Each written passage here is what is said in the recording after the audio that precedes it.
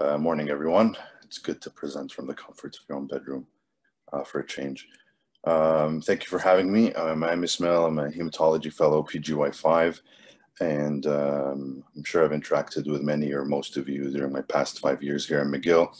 I'm mainly interested in benign hematology and quality improvement in issues of blood banking. So today I'll be speaking about red blood cell transfusion in the emergency room, but really the title should be red blood transfusion anywhere. But I'll try to highlight some key important things that we can consider when wanting to transfuse patients in the emergency room. Sorry about that. So these are my objectives today. I'm going to review the evidence around indications for RBC transfusions and the current thresholds that we have in the guidelines. I'll review some of the benefits and adverse reactions of RBC transfusions, highlight areas of uncertainty and gaps of knowledge, which there are many, but not a lot, and how we can improve our current practice. I'll start with cases. You don't have to answer. You could just think about these cases, and if you come to a different conclusion at the end of the presentation, then I'll be happy. So these are all cases I've seen in the emergency room. This is a 35-year-old. She delivered 6 months ago, and she was sent to the ER for a hemoglobin of 55 by her family doctor. She's waiting for surgery for a massive uterine fibroid, and she has no complaints. Her physical exam demonstrates just that she has a large uterus and her vitals are stable. She came to the ER after her family doc called her. So these are the labs: hemoglobin of 50, platelets of 300, white count's normal, her MCV is low, and her ferritin's 3. Would you transfuse her? And if yes, how many units? So you can think about that. This is another case which you probably see commonly at the Royal Victoria Hospital of a 30-year-old man known for hemoglobin SS sickle cell disease, presents with an acute pain episode, also known as a VOC, in his leg, hemodynamically stable. These are his blood tests: hemoglobin of 65, normal platelet and white count, LDH is slightly elevated, hapto is less than 0.3, as all sickle cell patients are, and the retics are high, which is which you'd like to see. The chest x-ray is unremarkable. Would you transfuse this patient? And if yes, how many units?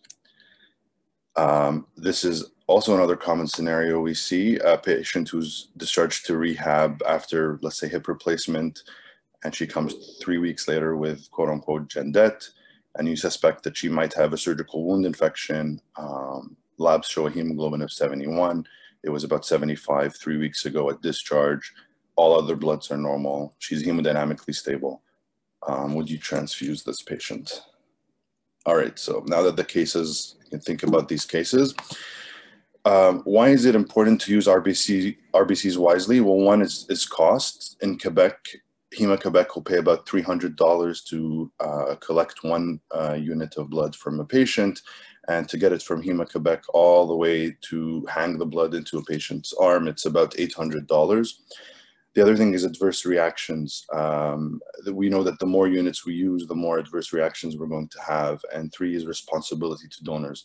A blood donation on a large scale can cause iron deficiency to donors, and it's important to recognize that when prescribing blood. So if I told you case 1 of that young woman, you're in the ER, you ordered your units, and the blood bank calls you back and says the patient has a complex history of multiple different antibodies. She needs multiple complex panels. We need about 6 hours to sort this out. Would you be more inclined to ask for uncrossed matched blood, or would you just wait and see when the blood bank can provide the blood? So I'll leave you to think about that too. So these two statements, sorry, I cropped this wrong, but these 2 statements from Choosing Wisely, I think, summarize the evidence about RBC transfusion very well in the past 20 years. And I'll use that as a guide about what I'm going to be talking about. One is don't transfuse blood if other non-transfusion therapies or observation would be just as effective. And the other one is don't transfuse more than 1 red blood cell unit at a time when transfusion is required in a stable non-bleeding patient. So these are really the take-home messages from this talk. And this is from Choosing Wisely Canada: why give 2 when 1 will do? And I just like how dark this bag of blood looks. So if you've decided to transfuse any of the 3 patients above, ask yourself, what am I giving my patient? So you're giving them a packed RBC unit, which is about 300 mLs of packed RBCs. There's about 20 mLs of plasma remaining in there. All packed cells in Canada are leukoreduced. There are no white blood cells in those bags. The mean hematocrit is about 55 to 60, and it should raise your hemoglobin by about 10 grams per deciliter, or 1 gram per deciliter, 10 milligrams per deciliter. It has about 200 milligrams of iron in the ferric form bound to hemoglobin, which we call not very useful hemoglobin, not very useful iron. It tends just to accumulate in the marrow and other organs. These questions of irradiated, washed, and CMV negative are less pertinent to us in tertiary care center emergency rooms because our blood banks have ways of identifying patients who need certain treatment for these products. But it's important if you practice in a community center to review the indications for that. So let's begin about, yes, you're giving your patient a bag of blood, but what are you really giving them? Are you giving them hemoglobin, oxygen carrying capacity, or you're giving them volume? So historically, the decision was made on the 10-30 rule. You need a hemoglobin of 10, crit of 30. And since then, there's been many, many trials and evidence focusing on the balance between treating anemia and avoiding unnecessary transfusion. But really, how do we know that low hemoglobin, how do we know that low oxygen carrying capacity is bad for you and it's not really the volume? So there was this nice paper in 1998, some crazy person in the IRB approved for 11 healthy individuals to be admitted to the ICU. And they put a Swan in, triple lumen. On one side, they put a 18 gauge needle, took out some blood down to a hemoglobin of 50. And on the other side, they put in saline and starch and albumin, whatever they used in 1998, just to maintain the same volume. And they looked at, evidence of end organ damage, lactate, troponin, renal function, pH, ECG changes, and essentially they were all normal. What most patients had when they went down to hemoglobin of 50 is when you gave them a questionnaire asking about, short-term memory and doing mental and cognitive function, that was kind of impaired. And you can see these graphs show you very well that the human body in young, healthy patients is very much able to adapt when the hemoglobin goes down, as long as it maintains the same volume. So the other question is, well, so is my transfusion impacting my patient's morbidity and mortality? So it's really never clear from all the trials or much of the literature that correction of the anemia improves mortality. And the question always comes back again, is anemia a marker of severe disease, or is it a cause for poor outcome? And if you look at observational studies, it tells you, well, depending on the hemoglobin, mortality increases. But there's this, but we know from years of trials that, randomized trials show that more aggressive correction does not improve outcomes, and in the majority of cases does more harm. And I like this observational cohort of about 500,000 people. I think it was in Sweden, where they looked at patients who were discharged with anemia, and discharge with anemia increased over time because we were giving less transfusions, but the overall mortality and readmission was comparable to individuals with higher hemoglobin. Now, I like the study because it fits my narrative, obviously, but remember that correlation does not equal causation. So if we look at how we're doing in the past 10 years or so, this is from Canadian Blood Services, and this is a paper from the New England Journal of Medicine. And you can see that we're utilizing less RBCs as time goes by, although we probably have, yes, we have better access to trauma services, but patients still had cancer in 2009 and bleeding, and they still have bleeding and cancer and trauma in 2018. So this tells you that we've really become more wise in choosing who we give our RBCs to, and we probably became more selective. I don't know what they're doing in Germany, but it doesn't seem like it's a lot. So what happens in the emergency room? How do we prescribe blood in the emergency room? Do we use it appropriately or inappropriately? I couldn't answer that question because there's not a lot of papers about this. In fact, this was probably one of the better quality, terrible papers out there, which was observational, looked at indications and linked indications to outcomes. It was case control. It was like 120 patients. And they looked at what was the mean pre-transfusion hemoglobin with not a lot of granular data. So I couldn't really tell, where they patients were bleeding or They just looked at the pre-transfusion hemoglobin and said, you know, if you were less than 8.5, it was appropriate. Above 8.5, it was inappropriate. But we know that that doesn't tell you the whole story. And their conclusion was a significant percentage of ED blood product transfusions are discordant with guidelines. And I would say a significant percent of all hospital transfusions are probably discordant with guidelines. This is a review written in an emergency medicine journal about RBC transfusion in the ED department. They have 93 references. None of them have data from an emergency room department. So it tells you about a lot about how scarce the information is. So why do we bring this up? Well, I think that, you know, the emergency room is sometimes the first place where patients have contact with the healthcare system. And it could be a great area for quality improvement and choosing wisely and transfusing PRBCs. And it might be an opportunity to publish your paper in New England Journal of Medicine, as I'll show you in a second. All right, so pre-transfusion checklist. This is a checklist from Bloody Easy, 3rd edition, which is an online resource available for everyone for free from OrbCon, which is Ontario's transfusion consortium. And I typically don't go through all of this, but I remind myself that I should. So I do tend to print this on day 1 of a rotation and give it to the junior trainees. And just, I'll focus on the first 3 parts. You have to ask yourself, are there alternatives? And do we know why this patient is anemic before transfusion? I think that will just by itself cut down on a lot of transfusions that you may want to prescribe in ordering workup and seeing if the patient needs iron. Maybe iron will help. And consent. So what have you consented your patient for is the major question. Now, as you can see, they tell you consent them for transfusion-associated circulatory overload, hemolytic reactions, TRALI, major allergic reactions, bacterial infection. They don't mention HIV, hepatitis B and C, because that's not a lot. In the past 6 years in Hema-Quebec, we've had millions of donations and 1 case of antibody-positive HIV in 2015 that was caught appropriately. And this is way more common. TACO happens 1 in about 100. If your patient is a female under 45, order KEL negative blood because KEL antibodies can cross the placenta and cause fetal disease of the newborn. But it's also important that at the MEUHC, we typically provide KEL negative blood to all women who have childbearing potential or age under 45.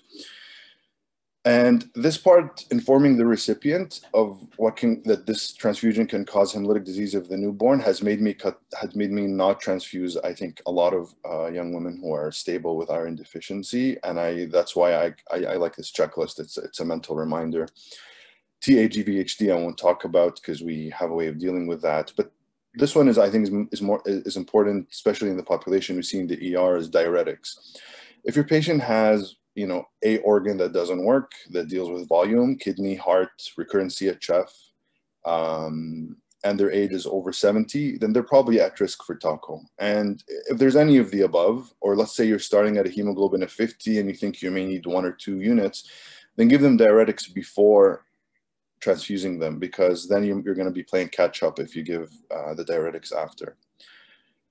And then specifying the rate and dose is very important. We know that slowing down the transfusion decreases TACO. So, you know, if you have someone with CHF who really, really needs that transfusion, then you can ask to slow it down. So the true incidence of transfusion-related circulatory overload is hard to estimate, but the range is either 1 in 700 or 8%, depending on where you're from. But it is the commonest reaction amongst transfusion-related deaths. And these are from 3 registries. So TISS is the Canada Surveillance System, shots from the UK, and FDA is the US. And you can see in the UK, it's about 40% of all deaths is related to TACO if it's a transfusion-related death. The ICU admission rate is not negligible, and the CFR is wide confidence interval. But in any sense, this is just giving a lot of volume to someone who can't really handle it. And if you look at ways to, I've mentioned the risk factors to mitigate the risk, it all involves just not giving the transfusion or figuring something else out. Cancel it, look for alternatives, reduce the volume, give 1 at a time, split the products if you have the capability, which we do at the MUHC.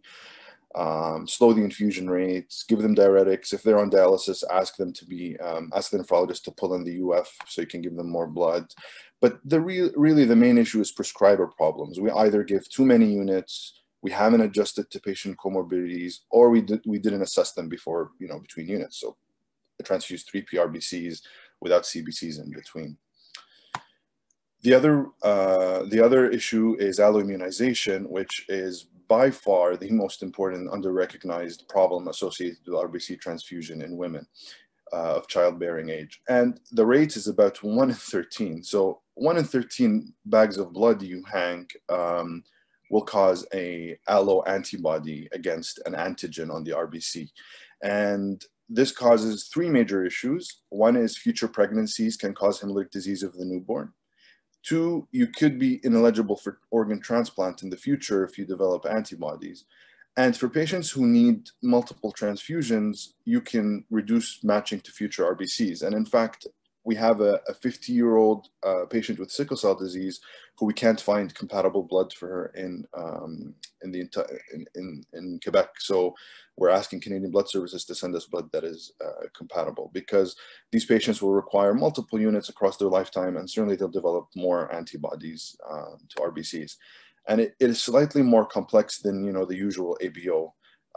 At first, they might develop antibodies to stuff that are less clinically significant, like Lewis or P, but then it could become more clinically significant, like KID, Duffy, Kell, and rhesus antibodies. So it's really important to try and save that transfusion for later if you can. So take a moment about this blood transfusion checklist. Every time I look at it, I've missed at least 1/3 of this when I've discussed my patient. And just think about the last time you ordered transfusion to the patient and which part of this you may have or have not said. I look at this a lot, and I still miss a good part of it. So I think it's very good practice. All right, so now I'm going to bore you with the science about the current transfusion thresholds, but hopefully by boring you with the science, I could just let you know that the threshold have been well studied and make you probably more confident with the decision to transfuse or not to transfuse at certain hemoglobin thresholds.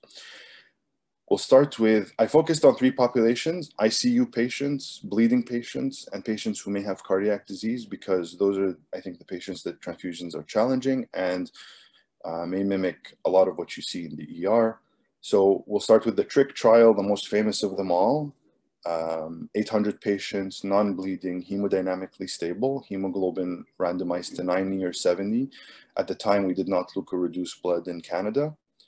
The mean age was about 60, 1 to 2 organ failure, 80% of them were on vents. The mortality was not statistically significant.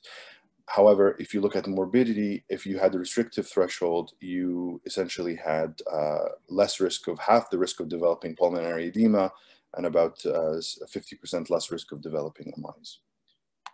If you look at patients in the ICU who have septic shock, again, a common scenario in the emergency room, again, another paper published in the New England, 1,000 patients, about a bit older, same number on mechanical ventilation. They looked at 90-day mortality, which is a very solid outcome. And you can see here that it was not statistically significant at 90 days. But what was interesting is that the high threshold group got 4 units of blood and the low threshold group got 1, which tells you that they lived the same number of days and we gave them 3 less blood transfusions. So that's better for everyone, patient, system, and everything. The important point, in contrary to TRICC, is that they saw no excess harm with more transfusions, which is similar to another trial I'll talk to you about, but the investigators did not look for MI in the protocol. So we know it's at least as safe, which is a good start. If you look at pediatric cases, I didn't go through this paper into great detail, but they go into, but this was from St. Justin. Again, they randomized 600 patients to 70 and 95. No difference in a primary outcome, which is a composite of multi-organ dysfunction. And the restrictive group had about 40% fewer transfusions. Again, better for patient, better for system. Okay, so acute bleed. So let's look at acute patients with acute GI bleed, which is a very common indication to transfuse patients as much as we want. We can drain the blood bank on these patients. But really, it's important to stratify them to stable or unstable. And in this case, where there was 900 patients with acute severe GI bleed, they randomized them to restrictive versus liberal. They excluded patients with massive bleeding, which would probably be the patients who are hemodynamically unstable, patients who had acute coronary syndromes, who presented with bleeding and strokes, and if they started off with a high hemoglobin.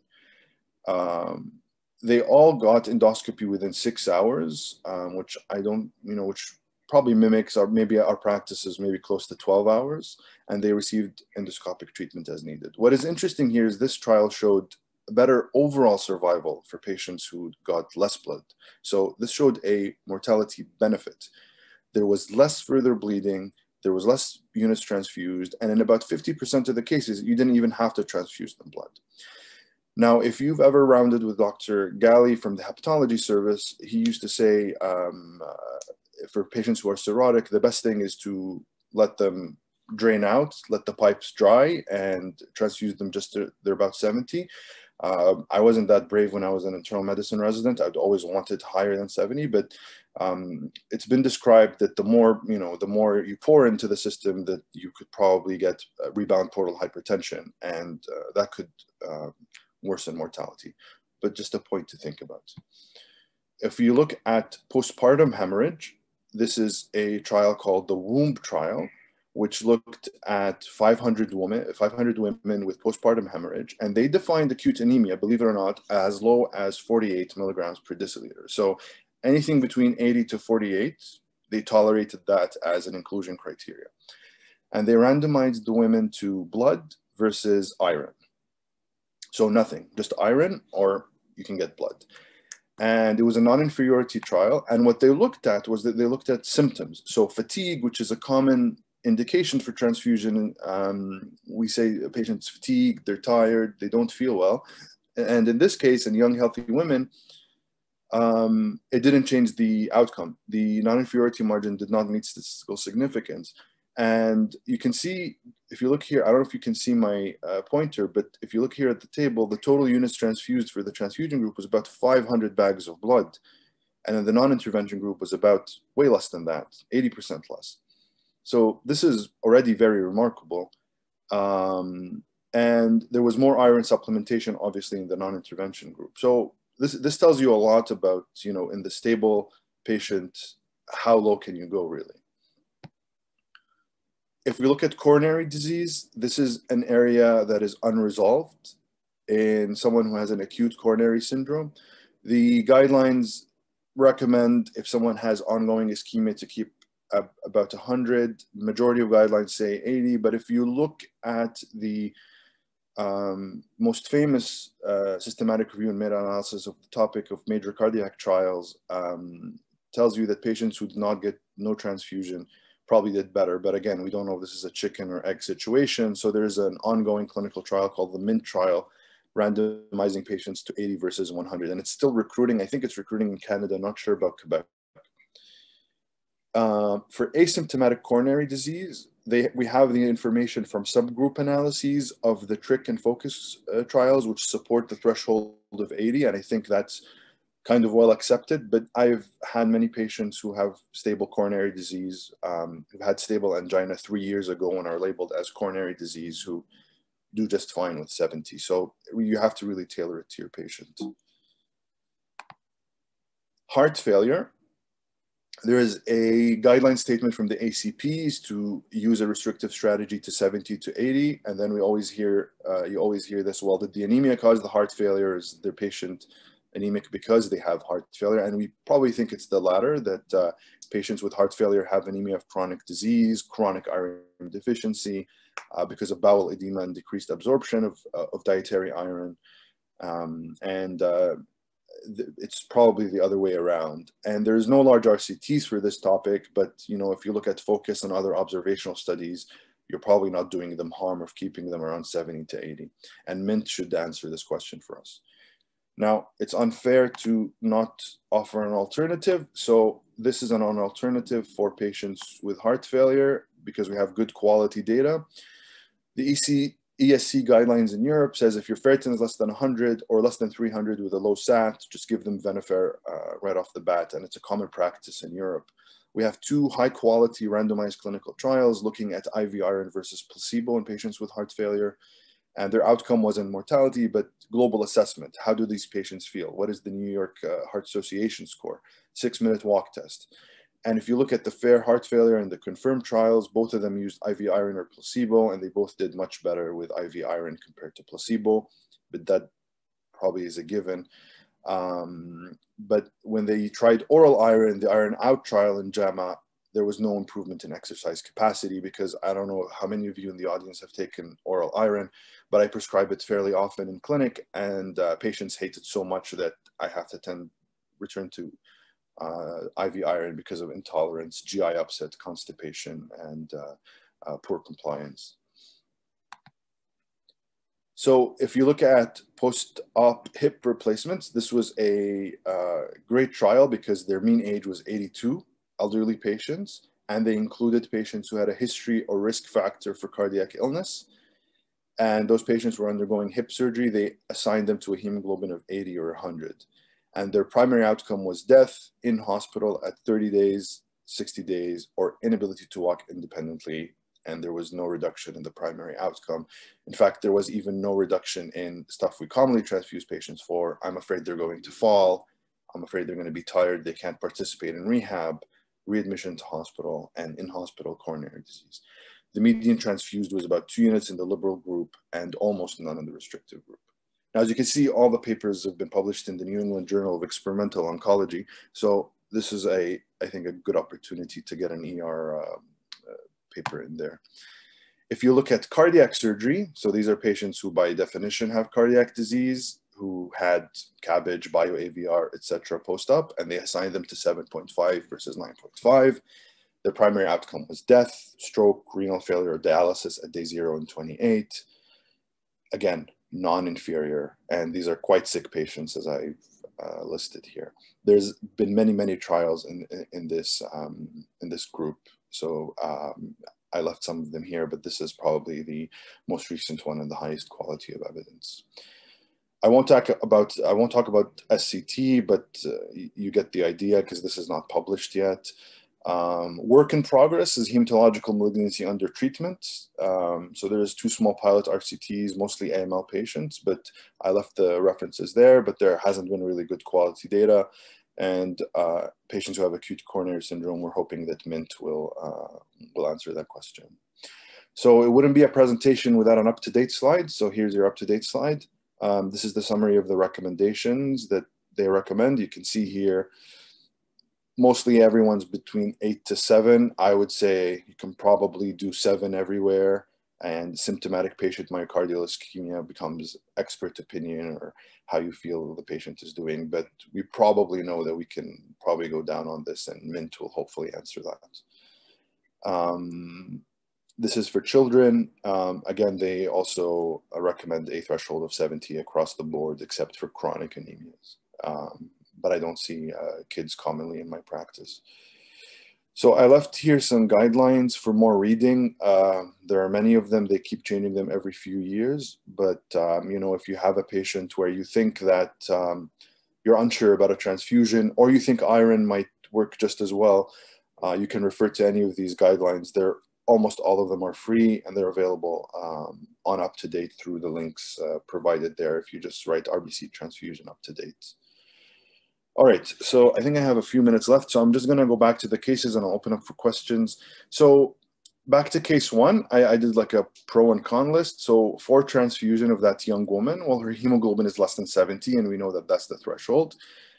But against transfusion, she's young, she's healthy, she's stable, she's not complaining of severe symptoms, she was called in to come in, and we can prevent alloimmunization in this young woman.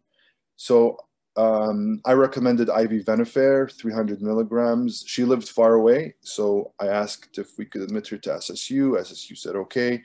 We give her Venofer 2 days in a row. By the day of discharge, you could see the MCV climbing up, and a week later I saw her in clinic. Her hemoglobin went from 55 to 70 in about a week. And then I see her in clinic now. She has a normal hemoglobin. I just repeated the Venofer, and we couldn't transfuse her because the blood bank could not provide us the packed cells. But I'm sure if the they could provide it or they had time to work it up, and someone transfused her, then that is also very reasonable.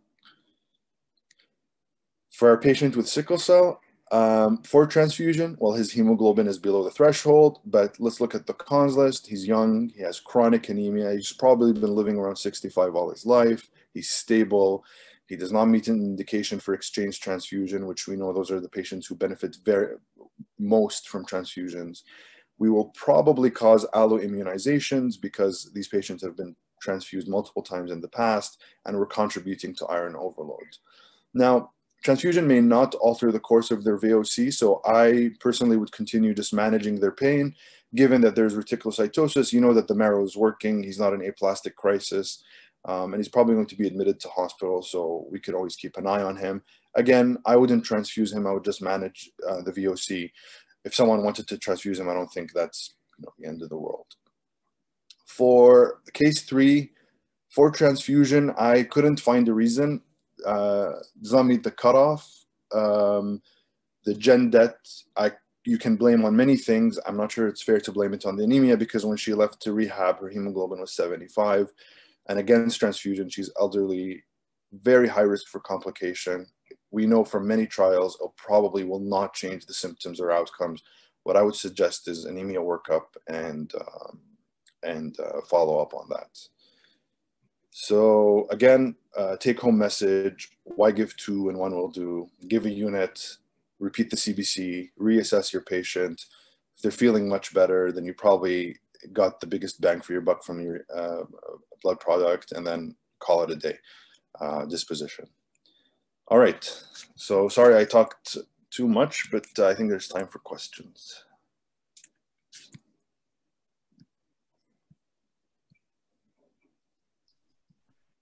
Okay, thanks very much. Thanks. Just wanted to say thank you. Great presentation, thanks. Very applicable, obviously. My pleasure. Ismail? Yeah. Thank you very much for the presentation. A quick question. I know that the classic teaching is if you're in trauma, in shock, even if patient is cardiac or renal, just fill them with blood. Yeah. And I think the evidence goes with that. But anything against that, should I be more careful, or no, just give them because the tank is empty, just fill it very fast? Yeah, you're asking the worst person in the world about trauma and shock, a hematology fellow. No, I think in that situation, one, we don't have enough evidence to say that, or one, I don't think many people have tried restrictive strategies in patients who are shock or in trauma. So I would probably just, do as you clinically think is reasonable. When we hear the words co-trauma, a massive transfusion protocol in the blood bank, we don't think twice about releasing the blood. So no, I wouldn't hesitate if someone is in a life-threatening condition. Absolutely. Perfect. Thank you.